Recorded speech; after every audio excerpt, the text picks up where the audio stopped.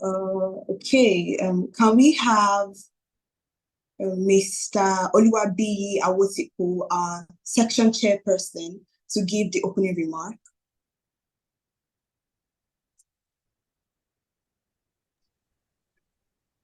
All right, thank you. Please confirm you can hear me clearly.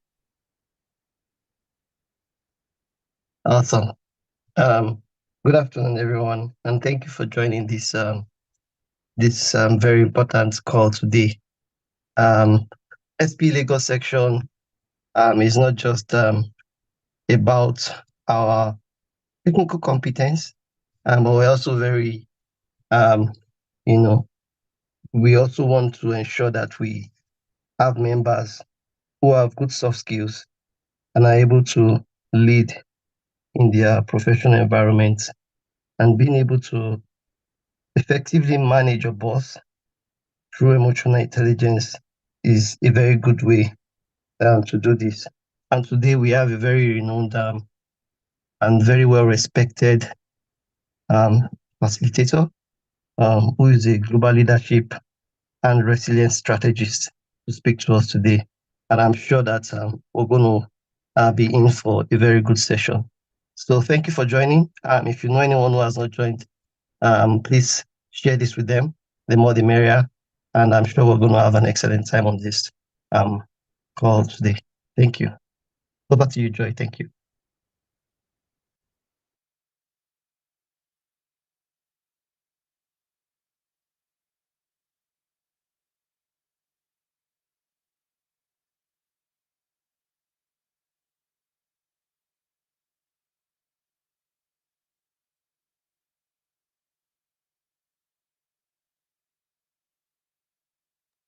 Joy, you're muted in case you're trying to speak.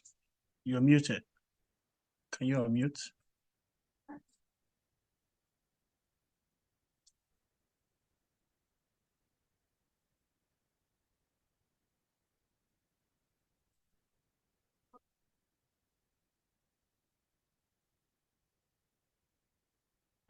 Okay, Irene, you want to carry on? Yes, Joy seems to be having some issues with her connectivity at the moment. So I'll just introduce our speaker for today, who is a renowned leadership coach, author, and keynote speaker with over 2 decades of experience in organizational psychology and human behavior. Drawing on his expertise in emotional intelligence and interpersonal dynamics, Prakash has empowered countless individuals and teams to achieve peak performance and thrive in today's competitive business landscape. With his engaging and insightful approach, he is dedicated to helping professionals unlock their potential and rewarding success in their careers. So we are very excited to have our speaker today. We'll be playing the trailer now. Odion.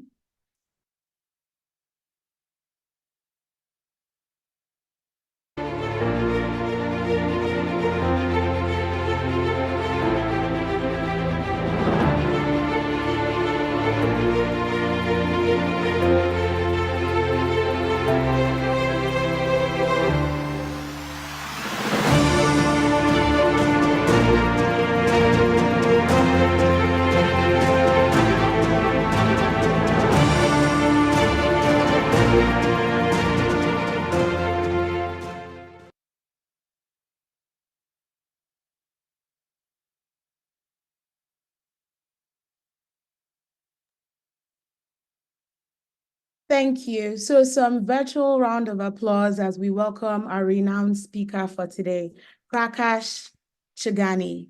You're welcome. Thank you. Thank you so much. Thank you. Yes. So let's just sit back wherever we may be. I'm sure none of us are driving. So just sit back, relax, ease yourself. I'm going to have the privilege of being your pilot for the next 40 minutes or so. So I like the ride to be very smooth and comfortable. So just relax yourself. If there's anything that is right now in your mind, I would just like you to let it go and free you to be present, be in the now. So one good way of doing that is to just sit back and take a few deep breaths, deep and slow breaths in and out. All right, so with me, take a few deep and slow breaths.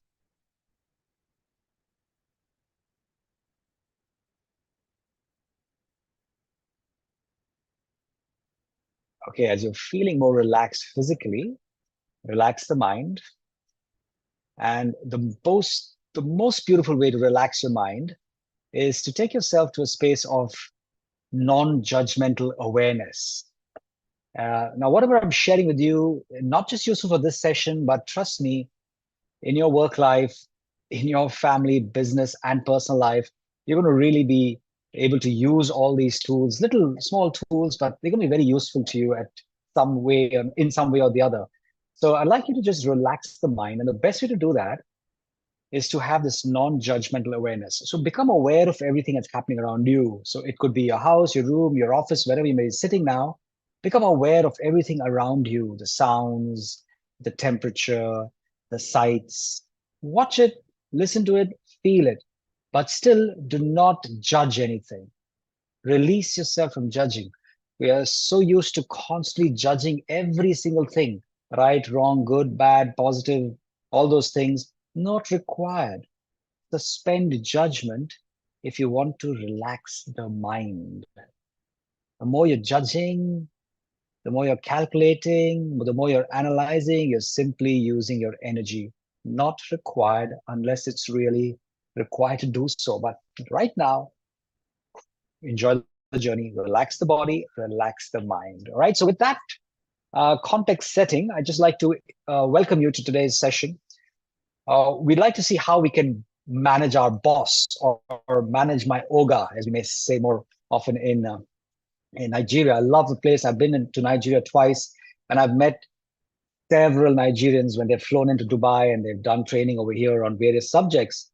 My sister has lived in Nigeria. She was in Kano, 6E Bello Road. I still remember the address. And I used to talk to her and say, hey, so how things? She said, yeah, I couldn't talk to you yesterday. I said, what happened yesterday? She said, there was no NEPA. I said, what is no NEPA? So I slowly started learning all the wonderful lingo there, and I like it. So a question to all of you, how your day? Okay. So with that light note, managing the yoga, managing my yoga, very important, right? We got to see our careers very important for us. And if I'm not setting my foot in the right way, in the right direction at the right time, lots of opportunities are getting lost or being lost. And so the reason why I thought this was an important part for us is many a times we let a lot on the table without negotiating effectively. Because at the end of the day, you don't get what you deserve. You get what you negotiate for. And so we've got to negotiate, and we've got to be good at negotiations. And emotional intelligence is a very important part of that negotiation. If you're going to have poor emotional intelligence and you're trying to negotiate, you probably might see that the whole negotiation goes off track and it has adverse effects. And many times because of that, people have a very poor perception of negotiation. They feel, oh, negotiations, that's something I don't want to do. That's something I can't do. That's too tough for me. That's not my forte. No, I think it's everyone's forte, and we all must start befriending negotiations. And we do it in a very positive fashion so that you have positive impact and results. And, the repercussions are very, very much in favor of you. And so today we're talking a lot about how can I support myself? And the question is, so who am I and why should I be speaking to you about how can you negotiate better using emotional intelligence when you want to, look for a raise, a promotion, or a more enriching job with your manager, your boss, your oga. I remember in my career, I was in my company the youngest senior manager. And how did I do that? I was very good at managing my manager. I was very good at managing up as much as, we are normally learning and managing down and managing around us. Managing up is a very crucial component. So I remember this time when I had just completed my MBA. I was a sales executive in the company. They gave me a more better title. They called me a sales consultant, but I was still a sales executive. So as a sales executive in that organization, I remember just completing my MBA at that point in time, and I went ready, prepared to negotiate with my boss for a raise. And so I just didn't go and talk to him and say, listen, give me a raise. I have an MBA degree. But I tried to understand what are all the requirements of the organization? What are their growth and ambitious, vision for the future? And after understanding all of that, I sat down and I scripted a beautiful letter speaking about the fact that I'd completed my MBA, and these are the subjects I've learned, and these are the ways in which I can contribute to the vision of the organization. And if I'm given a chance and if I can prove myself, then I know I can take the company to this particular space. So I said, well, and also I need an opportunity to put into practice all the theory that I've learned and picked up over the last few years. And so I submitted that letter after having a conversation with my immediate manager. I spoke to him, I submitted the letter, and he took that to the CEO of the company. And you won't believe what happened. In about a month to 2 months, they asked me if I could go and station myself in a place which was far away from where I was at that point. So I was in Dubai, and they said, would you go be with Fujairah and manage the operations over there? I said, I'd be more than happy to do that. So that's the whole Northern Emirates, in the UAE, where you have the second largest anchorage. For those who are in oil and gas here, I'm sure you must be able to relate to Fujairah as an anchorage. So you have about 50 oil tankers at one point. I'm standing that place. So very nice strategic place. So would you be able to go there? I said, why not? And so I'm a sales executive. Now, the next level of a sales executive is a senior sales executive. And then you have an assistant manager, and then you have a manager. And guess what happened? I was promoted from the sales executive all the way to the manager overnight. And wow, it was such a beautiful thing to happen. It never happened before. And I always look back and try to think, what was it I did which gave me such a massive, jump in my career? And that's when I look back, I say, okay, there are a few things you've got to learn. And so that's when I put this course together for all of you, so that you can also utilize these tools. And you may not get the double or triple promotion, but I know that you can get far more than where you are right now if you start utilizing these tools. And that's a guarantee. That's a guarantee, because I know that there's so much out there which we do not necessarily go forward for. So with that in mind, let's just start our presentation. Okay, I'm far off the, oh, wow. Excuse me, let's go take on the first slide. Here we go. And that's what we are doing. That's our topic for the day. I hope the screen is visible to everybody. Please confirm. Yes, you can see your your Okay, screen. great. All right, thank you for that. Okay, so let's start with an interesting anecdote. Two sisters were fighting for an orange. The elder one said, I deserve the orange because I'm the big one and I know better what to do with it. The younger one says, no, I deserve the orange because I'm the smaller one and you should be more kind and therefore you should share more with the younger one. So I deserve the orange more than you. And so the argument continues, and you can see that it's getting more and more heated when a passerby who was a good Samaritan comes. He sees them arguing. He calls them and says, why are you arguing? He says, I need the orange. And the other one says, I need the orange. He says, don't worry, I'll solve your problem. He takes a knife out. He takes his orange. He cuts it into two, gives the elder one half of the orange. He gives the younger one the other half. He says, well, your matter is solved and your argument has finished. And he says goodbye to them and he walks away, thinking and believing that he did a beautiful thing. He got a win-win situation. Alas, that was not the case, because what happened is the younger one took the half of the orange and she used the pulp of the orange to make her juice, the orange juice she wanted, and she threw away the skin, the rind of the orange. Whereas the elder one used the rind of the orange, only the skin of the orange, to prepare her tea, which had the skin of the orange, and she threw away the pulp.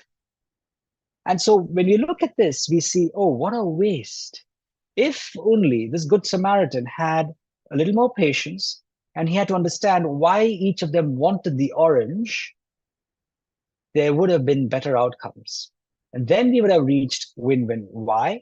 Because we know that one sister only wanted the pulp, which was the inner portion of the orange, and the other sister only wanted the rind, which is the outer portion of the orange. And had they negotiated more effectively, had they understood each other more effectively, had they asked each other, they would have got better outcomes. So asking is an important factor. Many a times, negotiation is all about simply asking for what you want. We so many times negotiate with our own selves that we don't even have the courage to go up and ask. I think I have to get something. I think I deserve something. I think something should be given to me. But I keep negotiating with my own self and saying, no, but I have not done this so far. What if he asks me this? What if she says this to me? Oh my God, I'll have no answer for that. I better not ask. Right? Do we do that sometimes? Okay. So asking is very important. The second part is if we don't ask and if we don't negotiate, we settle for mediocrity. But if we can negotiate, we can settle for excellence. So going midway, compromisation. And that's not win-win. In this case, with the two sisters, what do you think was the outcome? Was it a win-win situation? Was it a win-lose situation? Was it a lose-win situation? Or was it a lose-lose situation? To me, clearly, it was a lose-lose situation. Why? Because one sister lost half and the other sister lost half. Whereas they could, if they had gone for a win-win, they would have got the whole part, the full orange skin and the full pulp. So if we learn to negotiate more effectively with the right emotional intelligence, we will seek and we will always reach win-win. And so that's really setting the stage for what we have in store for today. Now I'm going to show you and share with you now the bedrock, the 4 main principles that we all must bear in mind that will help us to negotiate from a point of strength, to negotiate from a point of intelligence, which will help us to negotiate from a point of being calm and collected rather than being regressive and, being angry and being in a place where I'm supposed to shout and claim and snatch, which is not really negotiation. All right. So what are those 4 principles? And this has come from a lot of research, from a lot of HBR articles and studies, and from a book called Getting to Yes. So a lot of beautiful places this particular source is from. So let's look at the first principle that will help us to negotiate from a positive and principled space. That one, separate people from problem. Many a times when I'm having an argument with somebody and we are arguing over a problem, we're arguing over an idea, but because of that argument or because somebody else comes with an opposing idea, an opposing argument, I start having problems with the person. I start in some way having a poor vision of the person, which means I start mixing the person with the problem. And the first most important principle that I'm going to be using when I negotiate with anybody, including my boss, including my spouse or my teenager or a neighbor, is separate person from the problem or separate people from problem. Now, please remember this. You may always disagree with people. You can always disagree with them, but you can do that agreeably. You can always disagree with them, but accept them. Many a times, because I disagree with them, I start rejecting them. I start hating them. Now, there are 2 types of conflict. One is affective conflict, and the other one is cognitive conflict. Now, cognitive conflict is when you're arguing on the basis of the idea, on the basis of facts, on the basis of what has to be done, on the basis of ideas that you're probably not able to come to a conclusion with. Whereas effective conflicts are conflicts that you have not because of the problem, not because of what we have at hand, not because of what we have at face value, but we are arguing because I don't like the person. Now, how many times have you been told to do something, but you've just not done it because you said, or you asked me to do it, and therefore I will not do it. Although I know it's the right thing to do, but I will not do it because you asked me to do it. Why? Because you're not separated person from the problem. So in negotiations, for me to be able to come on the table and have the right way of negotiation is to separate problem from the person. So if that's clear, I'm going to move on to the next one, because this part, the more I emphasize, the less I will feel is the importance shared, but it is exceptionally an extraordinarily important point. Most of the negotiations go astray because we have problems with the people. And the moment a person comes with a problem, I start having issues with that person. But that's not the way we should look at negotiations. If I can be calm and composed and collected, and I understand that it's not you who's the problem, but you have a problem, and let's try and see how we can negotiate towards a solution, we will be able to get there. The moment you think the person is the problem, then what do you start doing? If you don't separate the two, then you'll avoid the person. You will have ill feelings for the person. You will start building grudges against the person. You will start judging the person. And if you do all these things, there's no psychological safety, and therefore you cannot negotiate. First rule, separate person from the problem. So you want a raise from the boss. Remember, you're supposed to tackle the problem there. Don't get muddled up that the boss is the problem. No, boss is not the problem. The boss is doing his job. He's at the place. He has a certain responsibility, or she has a responsibility. You have an issue with the problem. You've got to clear your mind if you have anything negative against the boss. All right, so separate person from problem. That's the first rule. Otherwise, you will have a lot of negative energy inside you. And if you have negative energy inside you, that will be soon visible. They say the eyes are the windows of the soul. And so you have something in the mind which is not good, it'll be visible, and therefore your negotiation will not go well. Having said that, the second one, very important one, after separating person from problem, is focus on interests, not on positions. So here there's a library, and there are two people in that library. On one of the tables, one person is reading his newspaper, the other one is reading a small book. And so what we see is the first person, there's a window that's open in that particular room. So the first person goes, he closes the window, comes back, sits and continues reading the newspaper. The second person who's reading a small book goes there, opens the windows, comes back and sits and continues reading.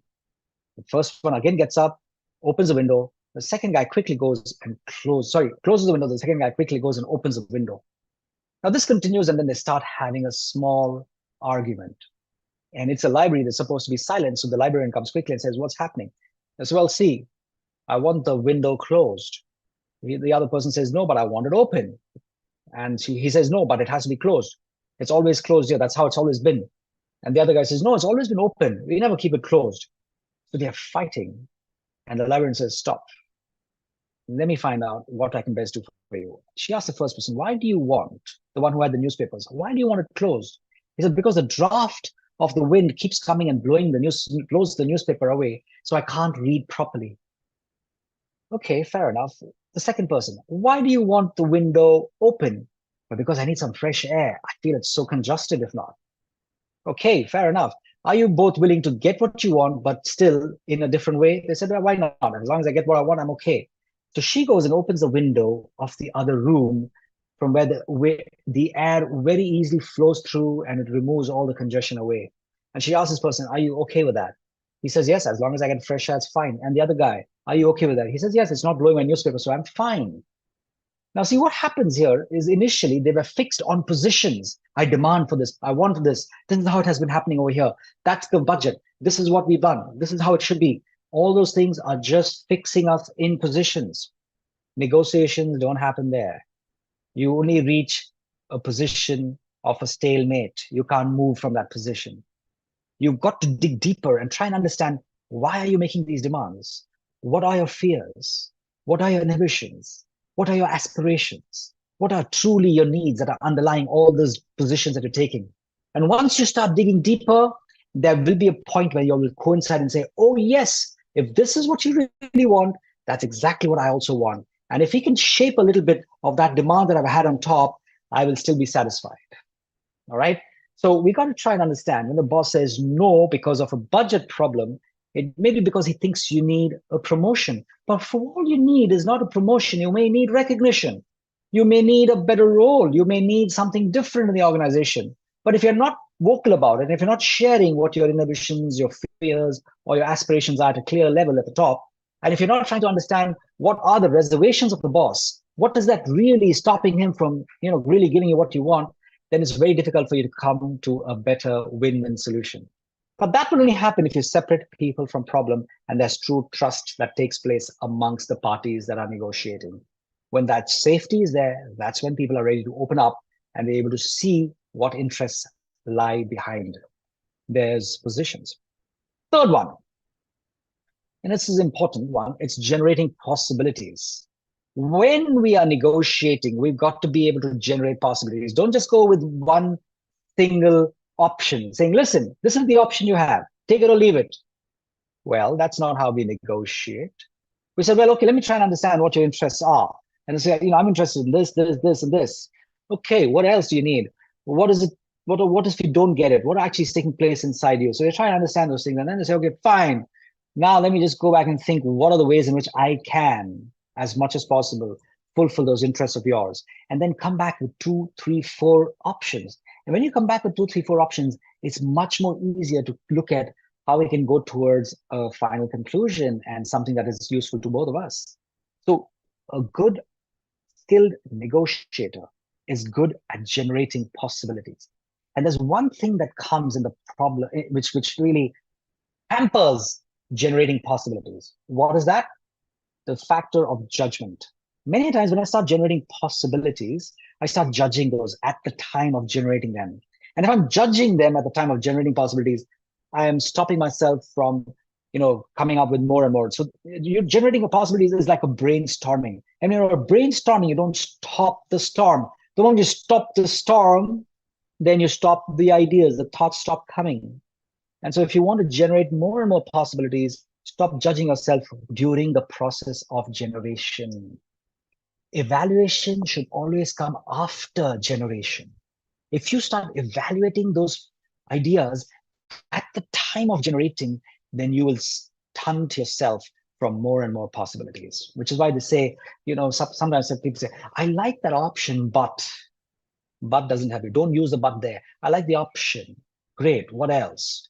Because yes plus but equals no. I like what you said, Prakash, but however, it means that you didn't like what I said. So we've got to be very careful when we want to. So for example, you're sitting on a table, you have somebody else on the other side, your boss, for example, or anybody else, and say, okay, fine, this is what you want. And say, let's try and generate possibilities. And the boss gives you an idea. It's not a very good idea. What do? Take it on board and say, good. What I like about this option is this. And how about looking at this? What I wish to also see is something like this. And then see how the generating of possibilities starts coming up. You've given ideas, you draw ideas. If you have a team of people, see how you can generate possibilities. Now, these are certain things I'm talking to you about. Yes, these are things that we should always be doing for any type of negotiation, not just with your manager. Remember that. These are the principles of negotiations everywhere. So you can use it in every context of your life. The last one, use of standards. Now, if I just come to you and say, I'm looking at a 5% raise, or I want a 10% raise, the boss is going to say, what? Where did that number come from? But if you start using standards and say, well, see, I've done a research and I've come to understand that our competition had this particular review last year. This is what they did for the employees. That's the kind of percentage they did. Market inflation has gone up by this percentage. Well, this is the kind of dollar increment in terms of the rate, and that's such a percentage. We know that inflation has gone up by this particular percentage. I used to be able to travel to the office and back last year with so much of money, and today it's costing me 20% more. Considering all these things, I would like to have an increment of 15.5%. Now, when you start using standards, the other party is willing to listen to you because you researched, you're using some standards which are universally accepted. And then once they universally accept standards, then you have a better chance of people coming closer. If they not give you 15.5%, but at least they can come closer to understanding your logical reason for 15.5%, and they would come, if not 15.5, they may give you 14% or maybe 13.5. But whenever you're negotiating, use standards. Don't just throw numbers, figures, or ask for things out of thin air. Have certain substantiating evidence for where that particular ask came from, right? And sometimes it will also be, what's the business you've generated? How much of profits you've been able to bring to the organization? How much of money you have actually saved because of what you've actually done? And how you are asking for a very minuscule percentage of that, which is very deserving, because that's the kind of percentage that people are usually being rewarded for whenever they actually make such savings or whenever they're able to generate such income. So when you start doing your negotiations based on standards, that is a beautiful chance that you will be more successful. So these are the 4 principles. What are they? Separate people from the problem so that you have more trust and safety, and there's more positivity in that relationship. 2, focus on interests, not on positions, so that you're able to see far more than what you would if you were just standing on positions, and therefore you'll get nowhere at all.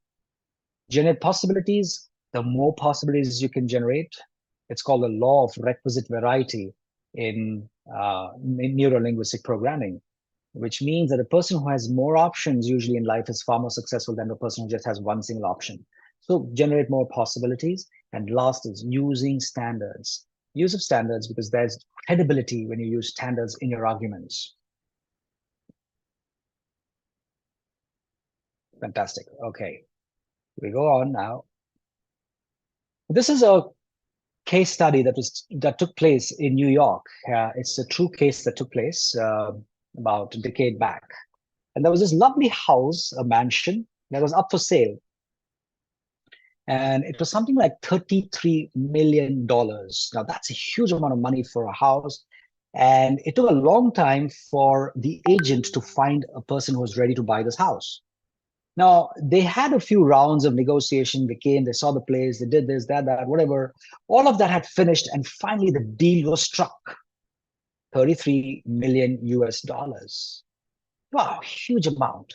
And so here's a place where you had the buyer and seller who had come to the house, in the house that was supposed to be sold, by the owner of the house. And the seller had the check completely. The buyer had the check with him, ready to give it to the owner. Now, just before the buyer could give the check, the buyer just pointed out, I didn't notice, but just this morning when I was here, I noticed that there's a small washing machine that's in the, the maid's room on the ground floor. It's not working. I think it's a small malfunction. So I'd like that to be either repaired or please replace it. Now, the owner said, well, we've finished with all our negotiations. I'm not going to come to anything else from now. This is finished. You buy the house. We've all settled. 33 million is what you pay. Finish, go away. I'm not doing anything else for you. Now, the buyer says, well, it's just a washing machine. I'm ready with you. Here's the check. I've got 33 million ready for you. All I want you to do is to repair or change the washing machine. The owner says, no, I'm not going to do it. You want to take it, or leave it. The buyer gets very angry. He says, I'm just asking you to do something about this little machine, and you can't do that simple thing for me. He takes out the check, tears it in front of him, $33 million. He tears it into bits, and furiously, he walks out of the house. Deal gone. Finished. Over. However, luckily, the agent, after 12 hours, went down the bar, which was close to this house. He saw this, the buyer who was brooding over a wine glass. He goes and requests him and says, sorry, I think we did a mistake. And, I've spoken to the owner. He's ready to replace the washing machine for you. Please come back and buy the house. And after a lot of cajoling, he comes back, signs another check, gives him 30 million, gets a new washing machine there, and he has a house. Now, whilst we hear this very interesting tale, it's so important to notice that what really went on, such a big deal of $33 million, which was almost going to go out of the window completely. Why? Because of a washing machine, which would cost how many dollars? $200, $300. Repairing this washing machine would have cost him $25 to the max. But that one simple thing at that point in time, the person's ego, that how dare you ask me for this thing? I mean, we've all gone through this. You cannot do this for me. And then he wasn't able to conceive the fact that it's just a washing machine. I'm getting $33 million. All I've got to do is spend $200 from this to just repair or get a new machine. And that's it. The deal is done. But because of my ego, I was not able to just say yes to that. And even the buyer, for that matter, the buyer might have had a very good deal, but the buyer could also spend extra $200. So instead of $33 million, if you could take out $33 million from your pocket, what's $200 more? It's, I wouldn't say peanuts, it's less than that. But still, because of the lack of emotional intelligence, they were not able to have a sane negotiation or a proper closure of the deal. And they went back after the deal and they never saw each other after that. It was such a poor deal eventually. So we need to avoid such like situations. Now, let's look at this beautiful aspect that some of the great negotiators have shared with us. Herb Cohen, one of the world's best negotiators, says, it's very important for you to stay emotionally sorted if you have to negotiate. And the way he says that is you have to detach yourself when you're negotiating for something. And he said, when I negotiate for other people, I'm very good at it. But when I negotiate for myself, I'm very bad. Why? Because I'm so attached to myself that I'm scared, I'm nervous, I'm so attached to an outcome that I'm not seeing, that I don't even want to negotiate well.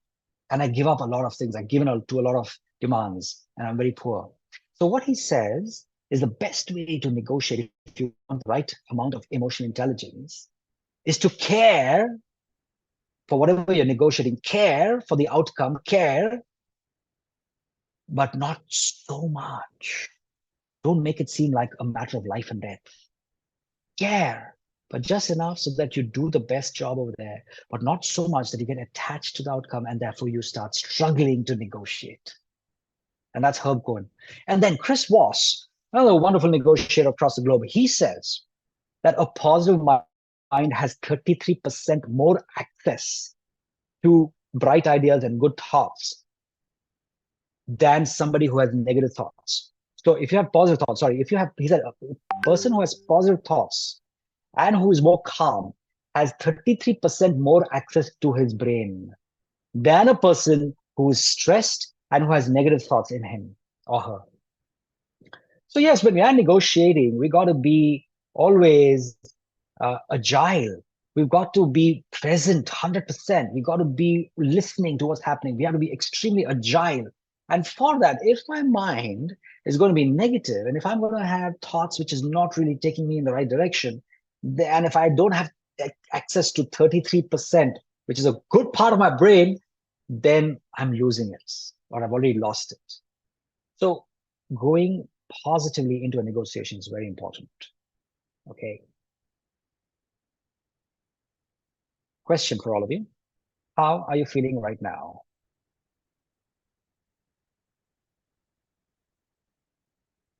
How are you feeling right now? Actually, a few of you could just show me a few of your gestures and I probably don't know how you're feeling. How are you feeling right now? Okay, we are feeling good. We're feeling happy. We're feeling joyful. Okay, great. Okay. No, you're feeling appreciative. Nice. So we have good feelings. The next question is, who is responsible for the way you're feeling right now? Who is responsible for the way you're feeling right now? Now, some of you may say, Prakash, you're probably responsible for the way I'm feeling right now.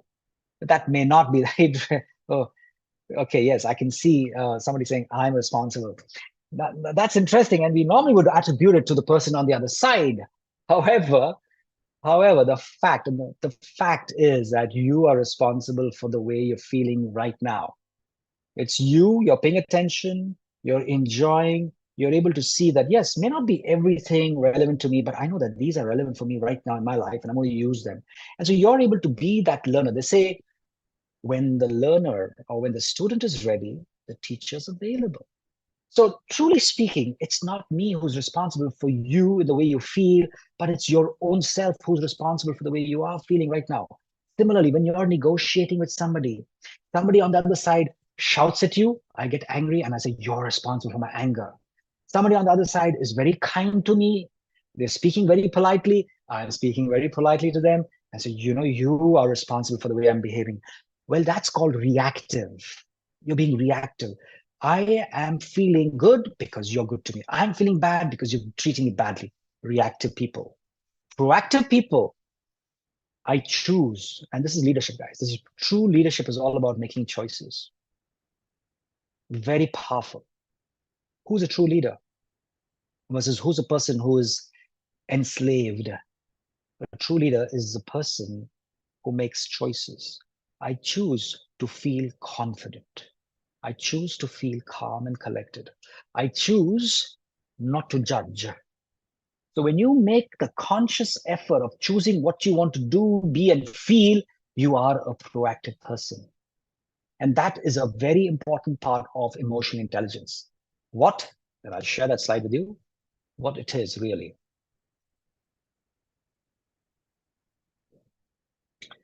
Taking full responsibility for your emotions and feelings is the first step towards managing your emotions. You want to be emotionally intelligent? Learn to start managing your emotions. And if you want to manage your emotions, you have to take responsibility for them. What is responsibility? You break that up into the ability to choose your response. But if I'm blaming other people for my emotion, then how can I choose my response? Then I'm only going to feel good if you are good. I'm only going to feel bad if you are bad. I have absorbed all responsibility of the way I'm feeling. I am now not a master. I'm not the leader. I'm a follower. I'm a victim. I'm a slave to how others would treat me. That's not a very good space to be in, my dear friends. So a very good way to take control and to be more positive and to be more proactive is to use the power of pause. So there are three things over here. One is a stimulus, two is a pause, and three is a response, as you can see here. The stimulus is what the other people are doing to you. Response is how you are either reacting to them or you're responding to them. Now there's a pause, always there's a pause between stimulus and response. And you must utilize. Proactive people are able to understand the pause. They're able to take that pause and they're able to use the pause in such a beautiful way that they can choose their response and therefore be more responsible for their emotions. I know I have absolutely zero control over stimulus, but I know that I have 100% control over my response. And that's what is the mindset of a person who's proactive, of a person who's highly emotionally intelligent. And therefore, all you have to do is choose the pause judiciously. So somebody says something to you, you pause. In what way? You pause in terms of giving that particular thing a different meaning. Somebody say, Prakash, you are crazy. I sit back and at that point I say, yes, thank you for telling me that.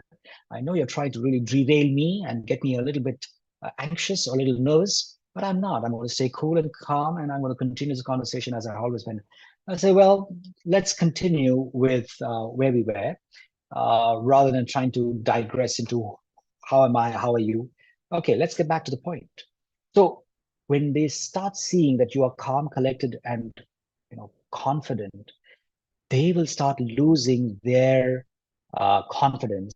And they're going to say, wow, this guy is not getting perturbed. Because a lot of tactics that people use, and you could get that from your boss as well, your manager, the tactics that they would use is pressure. And they'll try to see how, if I put pressure, they feel that aggression is one of the best form of defense, or offense is the best form of defense. So the moment you go and expect yourself to be promoted, they try to be very offensive. You didn't do this, you didn't do that, they'll throw all those things on you. And then you'll start feeling, oh my God, and you start reacting to that. You've lost it already. So you got to be strong. When they're throwing a lot of these things at you, you got to be able to stand there, clear your mind of everything and say, fair enough. You are saying all these things, I'm perfectly fine with it because I'm separating person from problem. You're throwing all these problems at me. Fine. I still respect you for who you are. You're able to choose that inside. And that's called the pause. The pause is what you're telling yourself when you're being barraged with a lot of the stimulus. And therefore, you are taking full responsibility for the words that come out of your mouth. You're taking full responsibility for the feelings. And that starts from your thoughts. So you do not allow your thoughts to go astray, to become negative, to become weak. That's where you use the pause. So when you're having this, your pause tomorrow could also be remembering this session and saying, listen, all right, I'm separating person from problem. Say what you want. I still love you. I still like you. I still think you're a good boss. That's what you tell yourself inside so that you do not get carried away by emotion. And then say that and stay there, okay, clear the mind, and oh, here I am.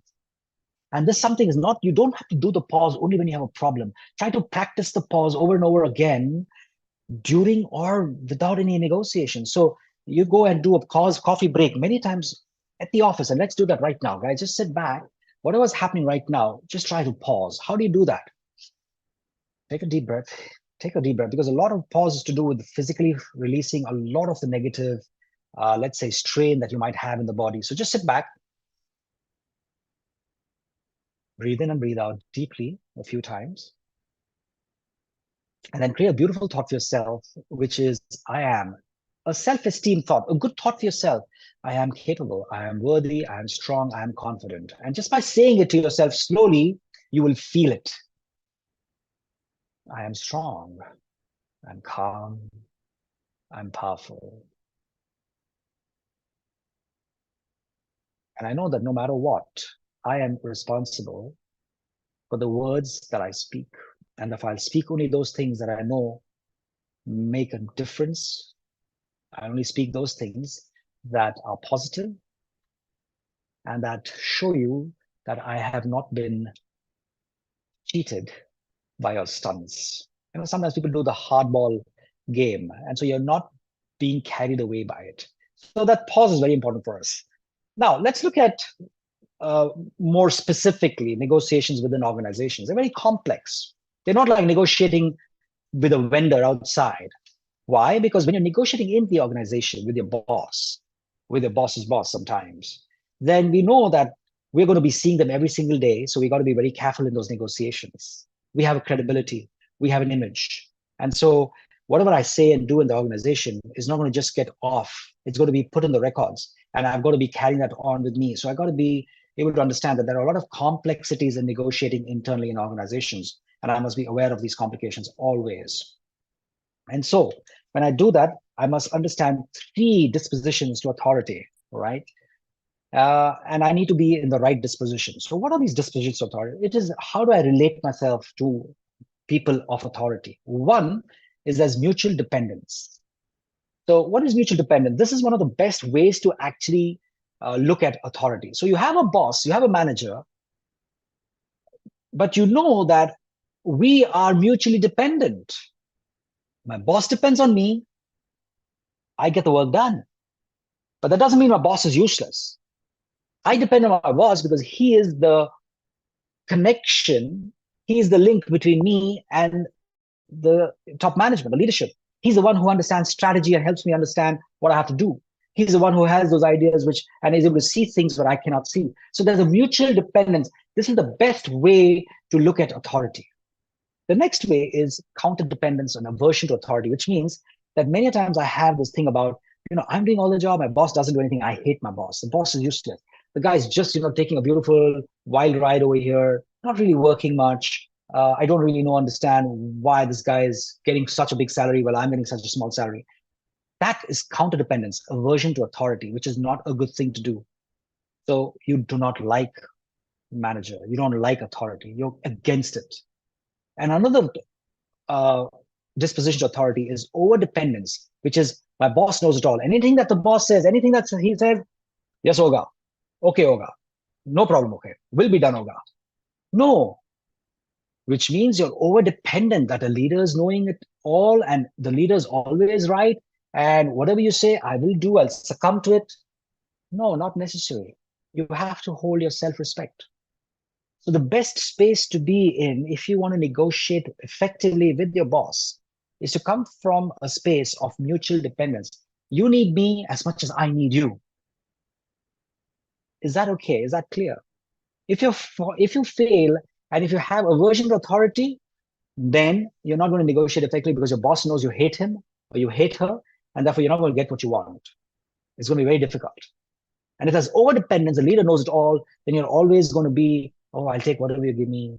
Okay, boss. Yes, boss. 3 bags full, boss. So that's not the way we should be. Mutual dependence is the best space for us to be in. Now, once you go to mutual dependence, then we have to try and understand, if I want to negotiate, what stage of my career am I in? What is my career stage?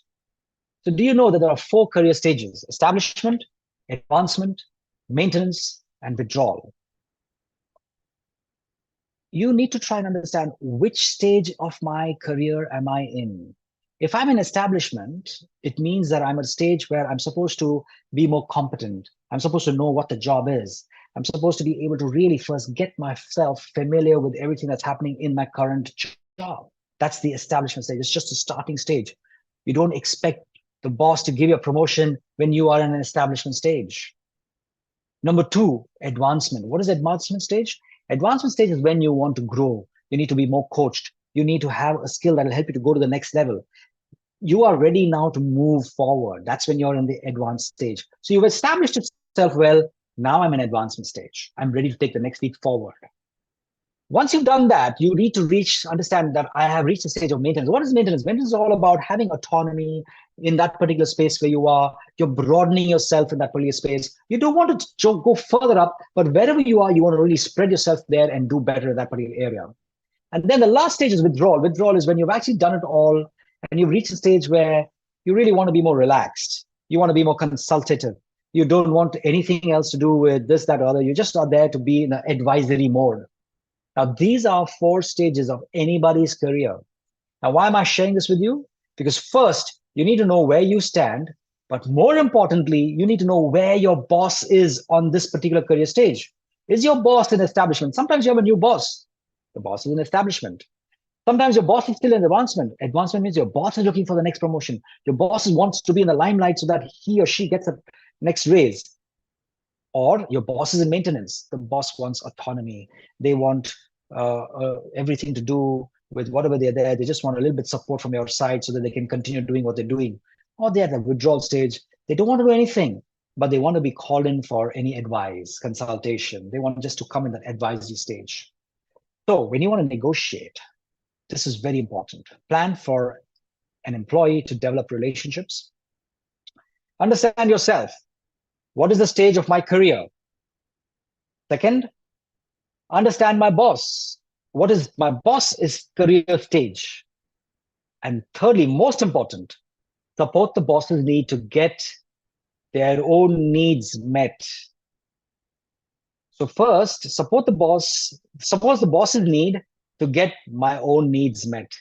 So if my boss is at establishment, help them to learn more about how things get done here. And when you help them and support the boss in their area, they will help you in your area because, hey, I'm in advancement. I want growth. I want promotion. I want to move up the next step.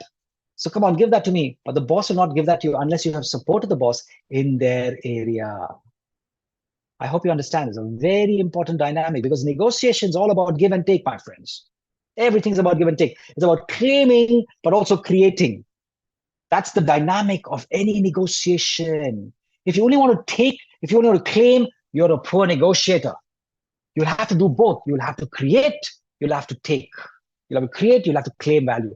Creating and claiming value are 2 very important aspects of negotiation. But what do you do first? You first create value, then you claim value. You can't just walk into the boss's office and say, hey, I need a promotion. I need a 5% raise. Oh, I need the next level. I need to be the manager. But why? Have you created value first? If you created value, you're deserving to go and claim value. But if you've not created value, you cannot claim value. Similarly, create value for the boss. The boss will be very, very willing to let you claim value in return. So I hope you get this. And then we have something called anchoring effect, a very important part of negotiations to anchor yourself. So let's play this video. I'll have to reshare so that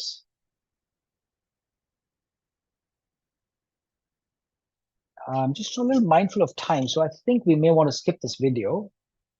And let's go to the next slide. I think we have very less time left. I want to give more time for Q&As. Is that okay? Q&A is important, right? Is Q&A important for us?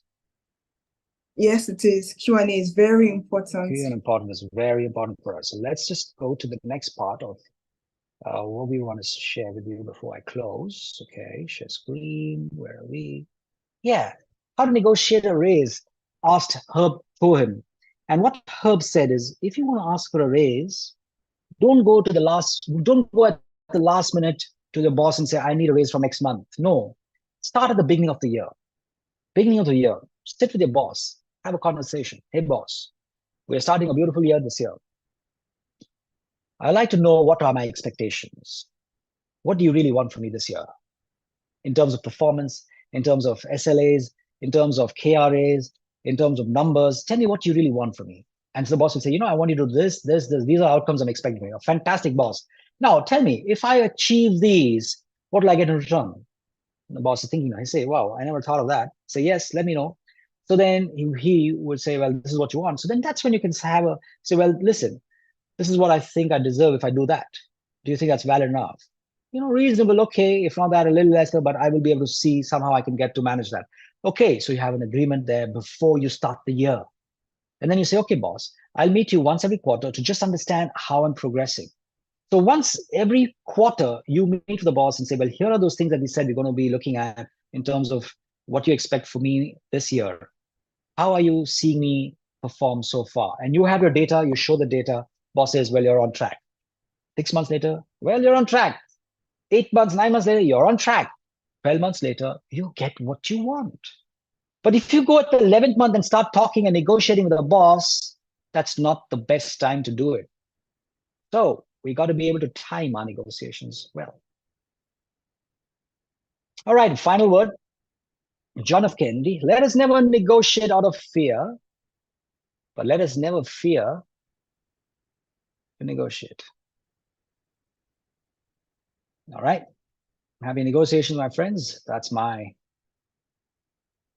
handles. I would be very happy to stay connected with all of you whenever you'd like in the near future. Over to you, Joy. Thank you. Thank you very much for the session. It was quite impactful. I've written so much down. Thank you so much, Prakash.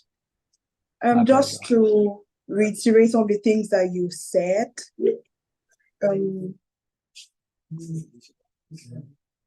Just to talk about some of the things that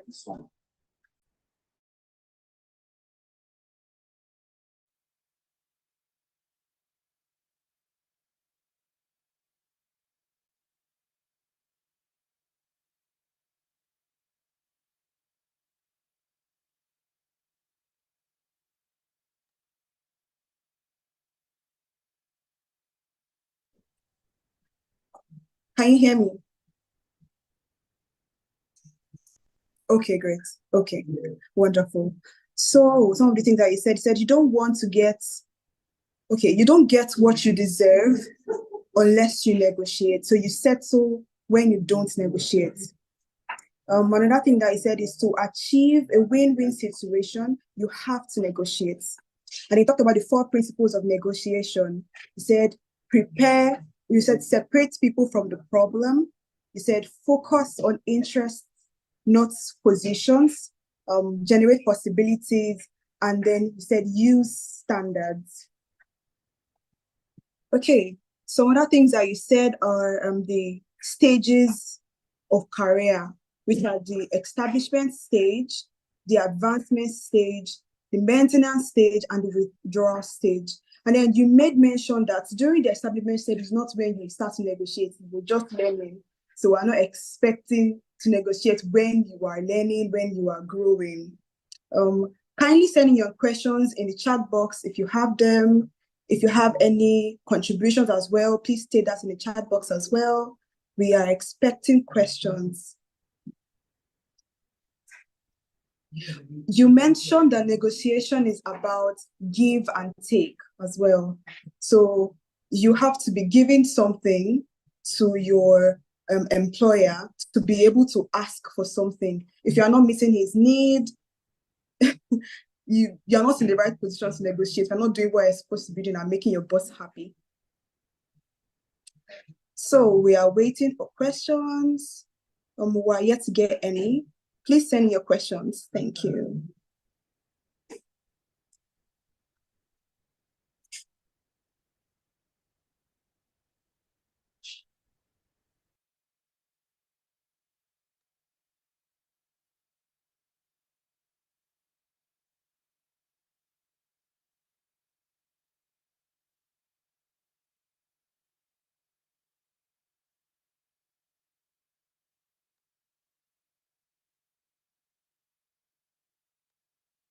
Wow, I've got a question. Thank you so much, Prakash, for such a very, very interesting session. Funny enough, I really need this at this stage in my life right now, so thank you. I'd like to ask, for someone who's promoted within an organization, how do you manage, you're promoted to basically a higher role, how do you manage within your colleagues, that disparity with, talking to them and getting them to actually respect you in the organization and in your role? Yeah, that's interesting. And it's a very tricky one because at one point in time, you were colleagues with them, suddenly you become their manager, you're at a higher level. And I think it's very important for us to, to stay connected with them at the place we were. But at the same time, when it comes to business, we draw the line of not getting too familiar with them and letting them know that, well, business is business. At this particular space, I am the manager, and I will have to take a few things, up that I did not do before. I'm still friendly with them. I still don't become rude, or I don't just become very bossy. And I work with them in a way where I would keep that relationship and I will do my job. I do not entertain familiarity to come and come into my decision making. And if that happens, then I just say, okay, I can be as friendly as you are to me, and I can be very friendly with you. But nevertheless, because I'm friends with you, I will not change my decision. So once they start seeing that you are friendly, but you are making decisions based on objective stuff there and not on relationships, they will start understanding and appreciating that. And sooner or later, they will start, respecting you for it. Yeah, I think there Okay. are a few more questions. Yeah, thank you. So we have, how do we relate or negotiate with a boss that is in the last stage of career development? Okay, so here's a boss who is at the last stage, at the withdrawal stage. For them, it's really, so you don't give them too much work, right? They don't want work. They just are in the last stage. They're at the withdrawal stage. You go to them for advice. You go and talk to them about the good things that they have done in the past and how the systems have helped you and supported us and all those things. So they want recognition of those things that they've done. They want you to come to them for advice, to come and listen to them. They want to be consulted. So they would like to, you just come sit in the office, ask them questions, more questions. I want to do this. Give me some ideas. How do I go about doing this? So you get those ideas, those suggestions, so they feel comfortable. They feel, wow, I'm being respected for my experience, for my age, and thank you for doing that. So they really feel very comfortable with you. All right, next question, please. What would be your strategy when negotiating for a brand new job in a new organization?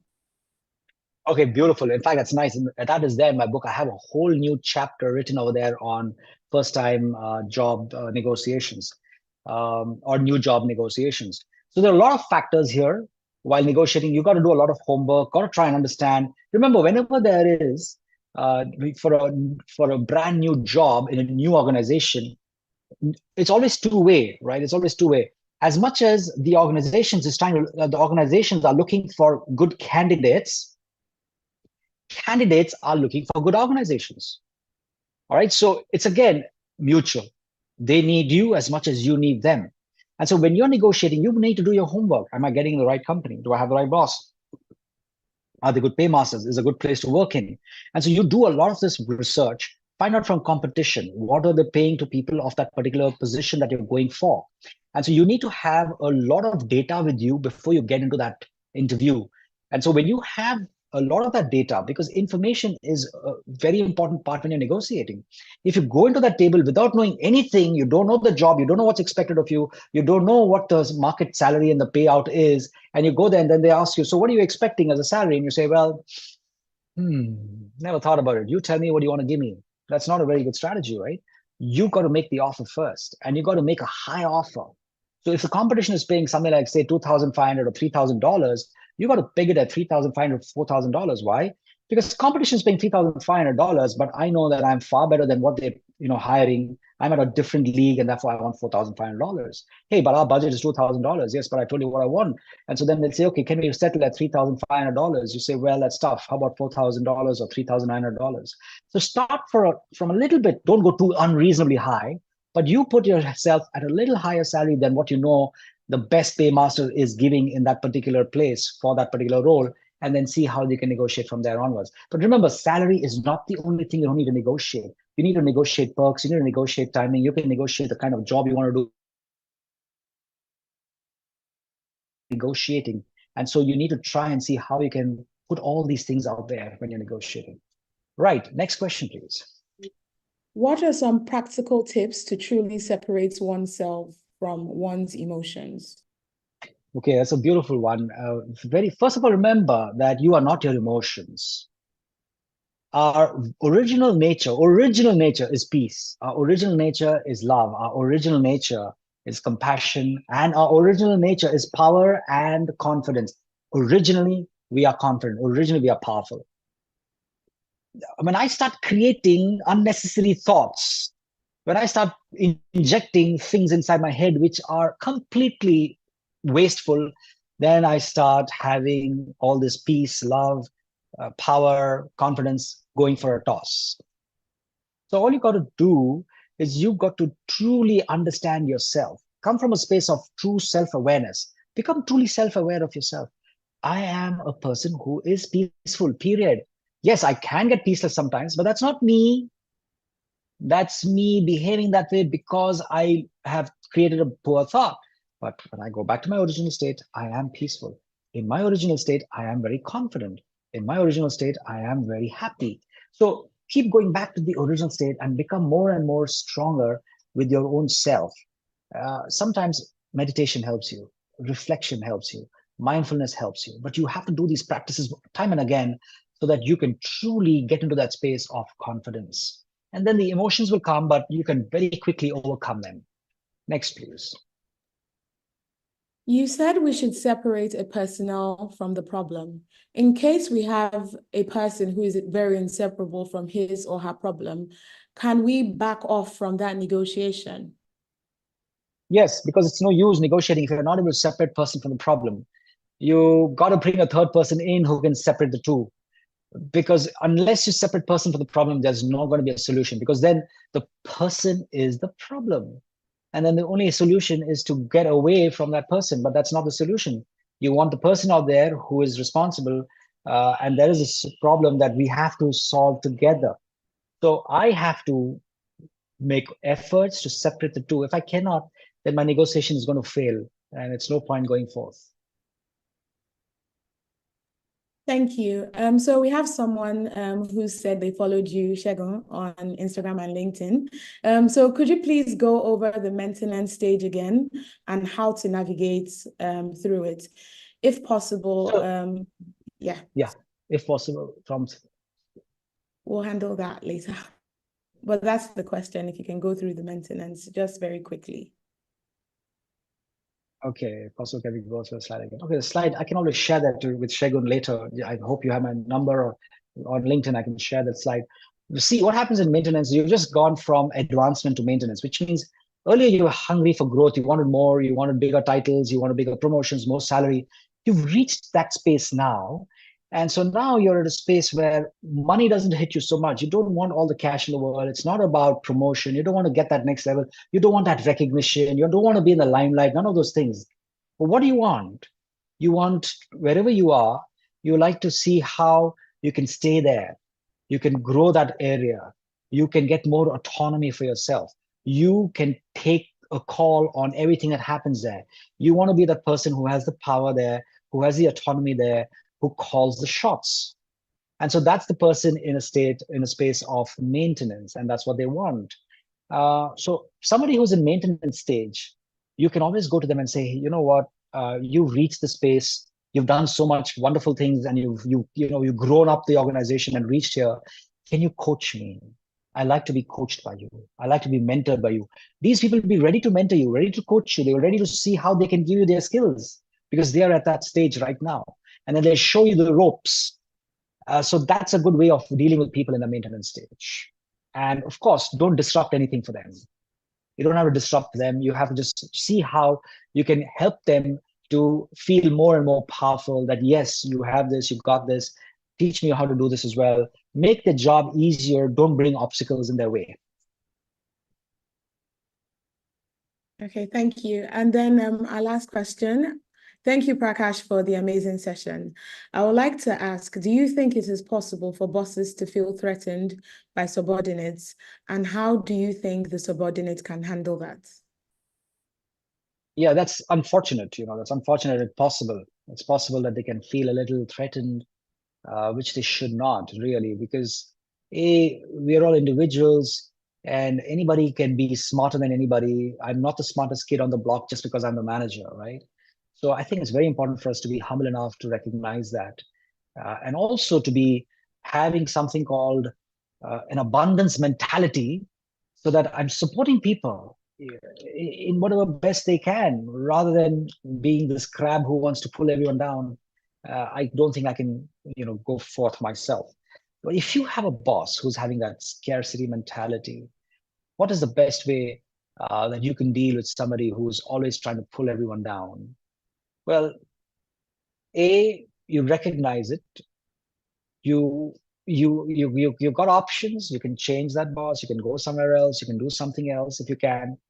But there's no point in you holding that poor image of his. As much as possible, try to see what are the good things he has in his life. If he's feeling threatened, try and see what's his career stage in terms of where is he right now? Is he at establishment? Try to give an assurance to this person that don't worry, I will help you establish more. I will chart my career. Nobody can stop me from where I want to go, but I'm here to help you. I'm here to support you. I'm here to see where you are in your career stage. Well, you don't say that to him directly, but that's exactly what you should think. I'm here to know where you are in your career stage, and I'm here to help you out. You try to continue doing that because the more you try to withdraw from there and you see, oh, this guy is somebody who is very scarce mentality. And if you start hating that person, if you start working against that person, then you're going to the second stage, which is aversion to authority, which is not. It has to be always mutual dependence. I depend on you as much as you depend on me. From that space, try to understand where they are in their career and help them in that space. Give them the assurance that I'm not here to take and snatch away from you, but to give you more, and I'll show it to you, prove it to them, and then you'll start seeing them feeling more comfortable. And then slowly but surely, they'll give it to you. I got it from a boss who was take it all. I want it. I don't want to give anybody. I'll never give you credit. I'll only give you, only if you do something wrong, I always point that out. So I've worked with such like people, and I've come out pretty successfully. And they are still great friends with me, and really we do well. Yeah. Thank you. Okay, thank you, Prakash. We still have more questions, Yes. but I advise if you can also reach out to him. We're fast spent on the time assigned for today's session. So you can reach out to him, connect with him on LinkedIn, on Instagram. He also gave his email address, and he'll be very willing to speak to you some more. So we'll just be closing the session today. So I'd like to say thank you so much, Prakash. Thank you for such an insightful session. We look forward to, I would like to beg and pray on you. If we could have you again for another session on another topic, we will look forward to really having you share your knowledge with us. So thank you to our board members, as well as members of the SPE and visitors as well for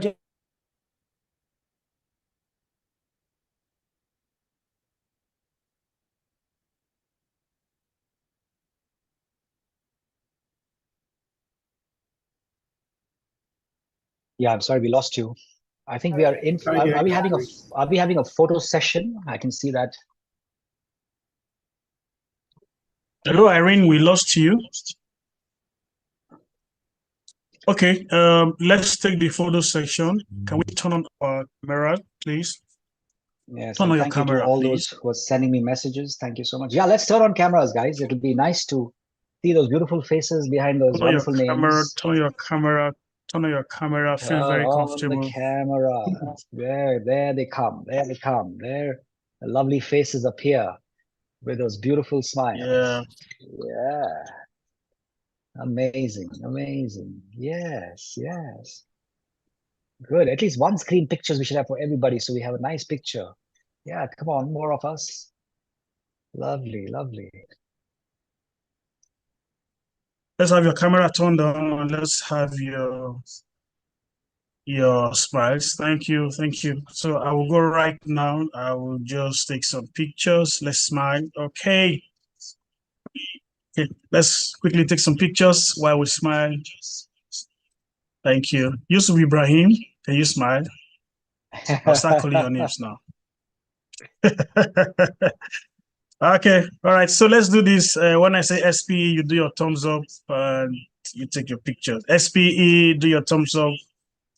Let's do you see your thumbs up and let's take the picture. Thank you. SPE, Rebecca yay. Isewa, Chimeze Bona, thank you very much. Rotimi, Oshoyemi, Joy Aloma. Thank you.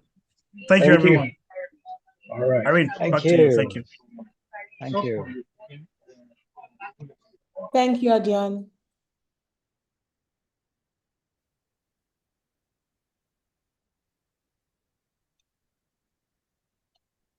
Thank you. So we'll just be taking the announcements on our upcoming activities. We'll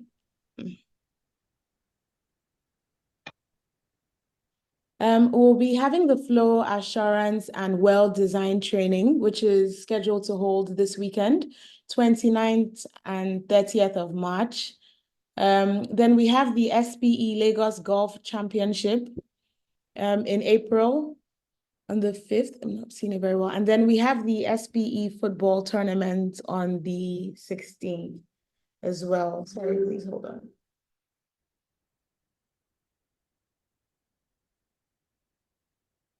Sorry, please hold on. It's not very clear.